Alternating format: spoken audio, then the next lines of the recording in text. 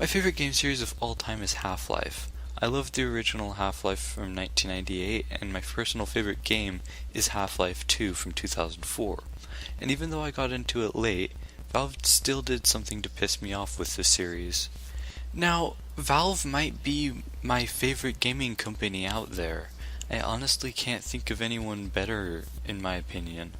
They're close to their preferred market, and they do great things, aside from avoiding the number 3 and delaying the next Half-Life for more time than it takes for the Earth to go through 6 of its geological periods. Anyway, I need to get to the point and start getting sidetracked and going in a curved line like a street from Russia. Reboots are plague. There, I just said it. The reason I bring Valve into this, and Half-Life in particular, is because of something they did back in 2004, I believe it was. Shortly before the release of the Jesus of Games Half-Life 2, Valve decided to put out another little game, Half-Life Source. This was the original Half-Life rebuilt from the Gold Circ engine to the Source engine to look more quote-unquote up-to-date. And personally, I think it just looks ugly, far worse than the original game from 1998. Basically, this is a reboot, and I hate it. I wish it never happened, but whatever. This was before reboots were really much of a problem, back when games were still original.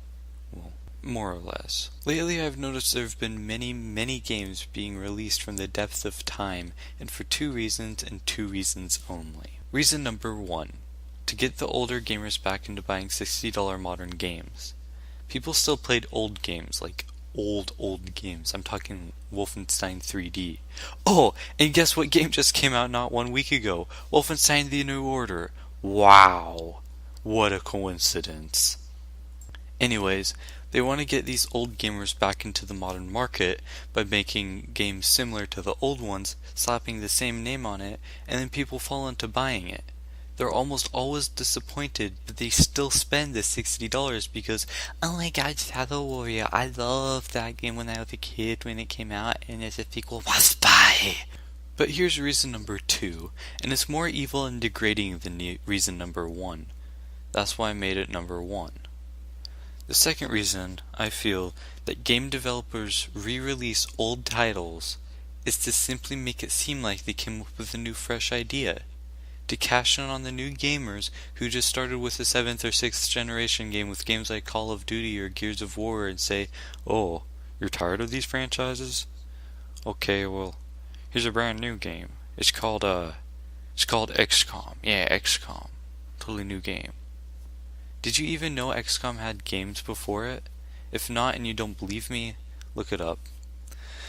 But anyways, it's just evil. You're taking games that used to sell great and Shadow Warrior, and you're almost claiming it as a brand new franchise. It's just wrong. I've even had to explain to some of my friends that Wolfenstein was originally released in 1992 and that Thief was originally released in 1998, and both were a huge landmark in gaming history that has been snuffed out by larger titles that people ate up more. Unfortunately, Half-Life was among them, but that's against the point. Now, I will make some exceptions. Serious Sam, for example. Its reboot was Serious Sam 3. They acknowledged it as a sequel, so that's alright. Half-Life 2 has the same case, as well as Tomb Raider, except that was a prequel, and Castlevania is also fine for the same reasons. Expansions on story after a long time is perfectly fine and acceptable. I don't care. There are just so many games, it seems, that are being released recently just to be lazy and to look like the gaming industry still respects the old schools, or that they're still pumping out fresh new ideas out of their literal bumholes and then half the time they're not even well digested. Wieners. Anyway, another thing that could be tied into these reboots are re-releases, like enhanced editions or Redux, or however you pronounce it. I've never understood. It's just like some sort of weird Latin word or whatever. Who the hell knows? Anyways, or HD editions or whatever. Games that are released fairly recently, and then the exact same game comes out with slightly better graphics and all the DLC. DLC is a plague in and of itself anyways, but back to the point. These games are pointless. Rich of Review Tech USA, one of the people who ultimately inspired me to do these kinds of videos, and if you don't already know of him, I highly recommend you go check him out. Anyways, Rich refers to these kinds of games as fraud editions, and I highly agree. They are fraud editions. Now, he sympathizes with the Metro re-releases, but I disagree. As I mentioned earlier in the video, my favorite game series made one of these re-releases, and I despise it. But there are two games that come to my mind that really blubber my belly fat.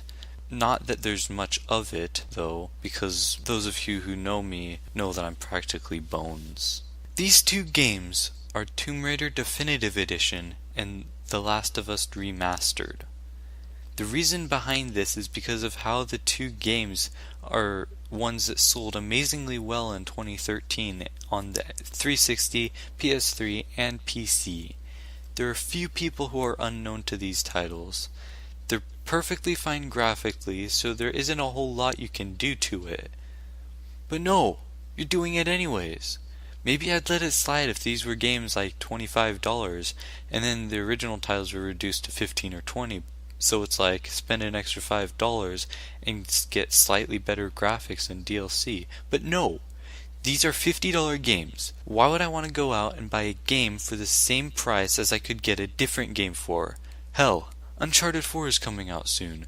I'd rather buy that than Tomb Raider again, or the Ladder Simulator of Us again. I mean, The Last of Us. Big freaking difference. Anyway, that's all I got for today, and my mouth is dry and I forgot to bring the water, so like, subscribe, share, and do whatever you want to. I already know you know how, so I won't tell you. How? Wait. Note to self, write script endings better. Anyways, have a good day and take care of your genitals. That's really important.